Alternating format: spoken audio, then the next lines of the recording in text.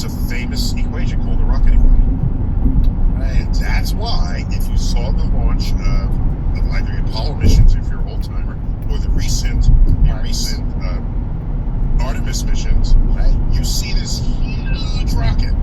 It's way at the top is the Orion capsule and the service module and the capsule.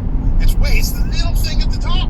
And everything else is fuel, because that has to go not only to Earth orbit, but to the moon and back. And the astronauts or the payload plus whatever the hell else they're taking up there. So a more realistic calculation would be 10 pounds of fuel for 1 pound in orbit of payload, right? That's more realistic. So now 2 pounds you need 10 pounds for that extra pound of fuel plus 10 pounds of fuel for the 10 pounds of fuel that got the other pound of fuel. Okay? So it's just crazy. It's completely crazy. You would not need any of that if we had filling stations in space. Yeah. You just need fuel to get to the next filling station. And then you need fuel to keep going. It'd be like driving across the country. Okay, so now here's an interesting fact. Okay? When you burn your gasoline, okay, how does it turn into energy? Do you remember? There's a small spark that turns into an explosion that pushes a piston. There's a spark. Correct. And the explosion is the gasoline plus what? Air. Something. Like it becomes air. And what's in the air? Oxygen. Yeah. So the air, what's in the air? Oxygen. Thank you. So you have gasoline plus oxygen makes energy. Okay? When it burns. Gotcha. You got the oxygen for free. It's just sitting there in the air. Right. Okay. If I have a rocket, I want it to leave the air. If I'm leaving the air, I don't have oxygen. Oh, no. I have to bring the oxygen with me. Well, it's getting more expensive all the time.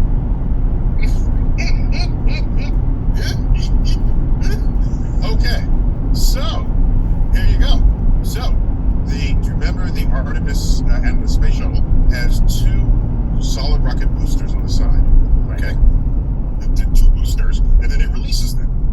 Right. Those 2 boosters burn air with their mixture. When the rocket gets high enough, they're done. We can't have them trying to work where there's little air, because what's the point of that? So you get to use the free air to launch the rocket at its lowest level through the atmosphere, where there's plenty of oxygen. Right. Then they drop away, and anything that happens after that needs its own oxidizer.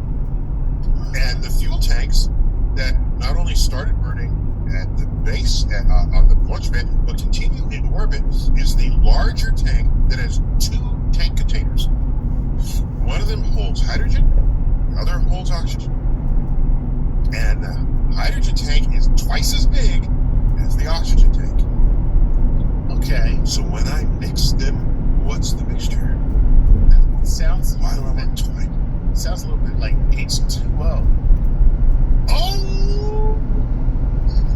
Yes. So, when I mix hydrogen and oxygen, it is highly exothermic, meaning it releases tons of energy. And the exhaust is water. Oh, wow. Water. So we have this incredible, propellant. Yes. That the byproduct is water. Yes. Why doesn't everything run on that?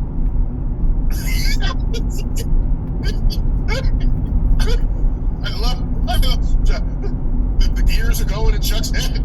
I'm just saying. Okay. There isn't hydrogen just laying around. Okay? Gotcha. But it's everywhere in water. But pure hydrogen is just, so you have to get the hydrogen. So you're going to get it from the water to begin with. And guess how much energy it takes to separate the H2 from the O? More than it does to put a rocket. It's intense. Okay. So the energy it takes to separate the hydrogen and oxygen is slightly more than you're going to get back by recombining the hydrogen and the oxygen. I see. Yeah, so it's not quite an equal thing, but Yeah, that's how you get your hydrogen fuel. It sucks. It totally sucks. And where are you going to get that energy from? Is it an oil plant or whatever? You know, you can use solar power to do that, by the way. And so, but I'm just saying, there's no such thing as a free lunch. That's all. And by the way, they use liquid hydrogen and liquid oxygen because it's much denser. You get way more fuel than if it's just gaseous hydrogen and gaseous oxygen. But liquid hydrogen is liquid at like 4, is that? I forgot the number, but low single digit Kelvin temperature. Oh, wow. Okay? We got a whole other explainer on Kelvin. Low single digits. So the whole thing is chilled.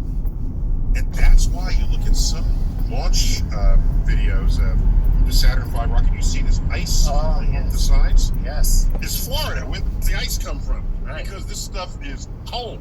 All right? Keeping liquid oxygen and liquid hydrogen. So that when they combine, you have the maximum number of molecules to do it, with the maximum amount of exothermic reaction, you get the maximum thrust.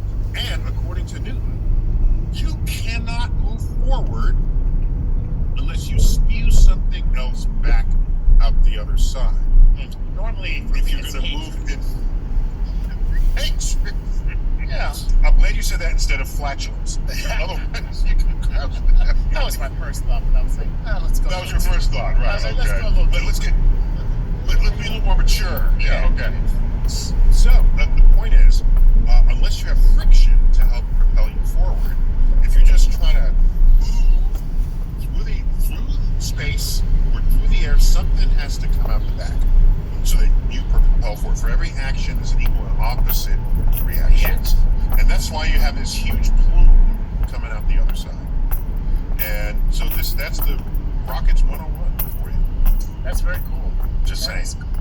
All right, that's all the time we have for this explainer. That was cool, man. As always, looking up.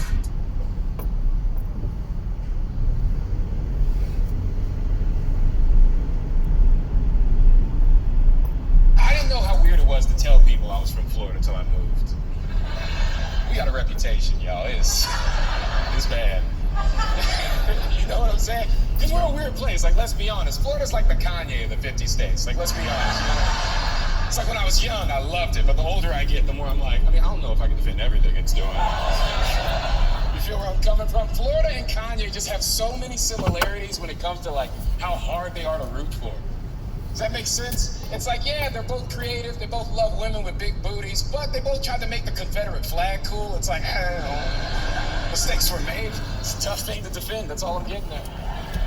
I still get defensive for Florida. When I'm on the road, I actually do. I get defensive all the time. I just don't like it when people try to make it sound like all the crazy shit in the country only happens here. Like, get the fuck out of here with that.